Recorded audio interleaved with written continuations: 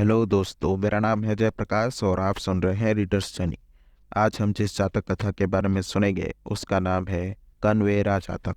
बोधिसत्व एक समय चोर था। वो इतना साहसी और मजबूत था कि वो पूरी दुनिया में जाना जाने लगा। एक धनी व्यापारी के घर में सेंध लगाने के बाद लोगों ने राजा से उसे पकड़ने की गुहार लगाई।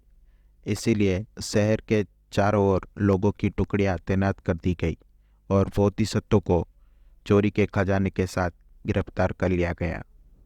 राजा ने उसे बांधकर कोड़े लगवाए और उसका सिर काटने का आदेश दिया। जब बोधिसत्व को फांसी की जगह पर ले जाया जा रहा था तो एक उच्च श्रेणी की बेश्या सामा ने उसे देखा और उसे पहली नजर में ही प्यार कर बैठी। उसने उसकी रिहाई के लिए 1,000 सिक्कों की रिश्वत की पेशकश की, लेकिन बोधिसत्व इतना कुख्यात था कि उसे मुक्त नहीं किया जा सका।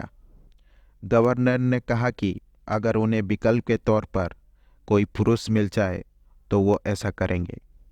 इसीलिए जब उसका एक दैनिक ग्राहक, एक अमीर युवा व्यापारी सूर्यास्त के समय आया तो उसने झूठ बोला कि बोधिसत्व उसका भाई था और कहा कि वो उसे बचाना चाहती है। व्यापारी अपनी रिहाई के लिए 1,000 सिक्के की रिश्वत देने की तैयार हो गया, लेकिन जब उसने रिश्वत दी तो उसे जब्त कर लिया गया और छिपा दिया गया और बोधिसत्व को एक ढकी हुई गाड़ी में गुप्त रूप से सामा के घर भेज दिया गया। फांसी में देर रात तक देरी हुई ताकि कोई ये ना देख सके कि बोधिसत्व के स्थान पर किसी अन्य व्यक्ति का सिर काटा गया है। फिर व्यापारी के सिर रहित शरीर को सूली पर चढ़ा दिया गया और मामला खत्म हो गया।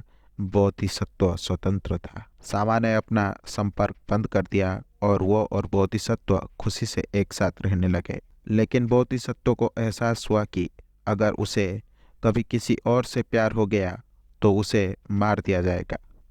इसीलिए उसने भागने का फैसला किया। उन्होंने उन्हें एक बगीचा में घूमने का सुझाव दिया और वो इस अवसर के लिए अपने बेहतरीन आभूषण पहनकर सहमत हो गई। वहां रहते हुए बोधिसत्व सामा को एक झाड़ी में ले गए और उसे इतना कसकर गले लगाया कि वो बेहोश हो गई। उसने उसके सारे गहने छीन लिए, बगीचे की दीवार फांद कर भाग गया।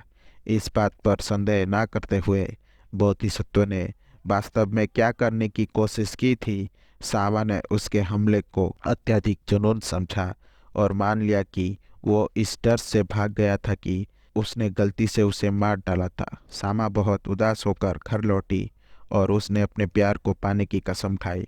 उसने अपने बारे में एक गीत गाने के लिए वादकों की एक मंडली को काम पर रखा। ये बसंत का आनंदमय समय था।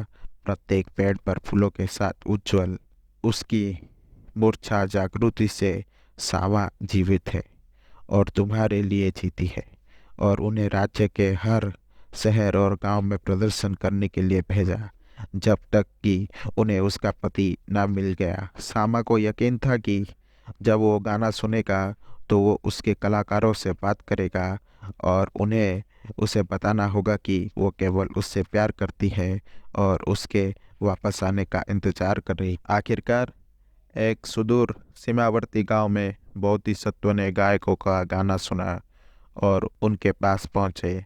उसने उनसे कहा कि उसका प्यार अस्थिर है और उसे अंततः विश्वासघात का डर है, इसलिए वो कभी वापस नहीं आएगा। गायक शहर लौट आए और सामा को बोधिसत्व का संदेश दिया। पछताव से भरी उसने पहले की तरह फिर से अपना व्यापार शुरू कर दिया। ये कहानी बुद्ध के जीवन काल में बोधिसत्व के स्थान पर जिस व्यापारी को मार डाला गया वो बुद्ध के कनिष्ठ शिष्य में से एक का पूर्व जन्म था। क्योंकि वो नया था, उसका भोजन खराब था और उसे स्वस्थ रहने के लिए पर्याप्त भोजन नहीं मिलता था। वह हर सुबह अपनी छोड़ी हुई पत्नी के पास लौटने लगा और वह उसे अच्छे भोजन और स्वादिष्ट चावल देती थी।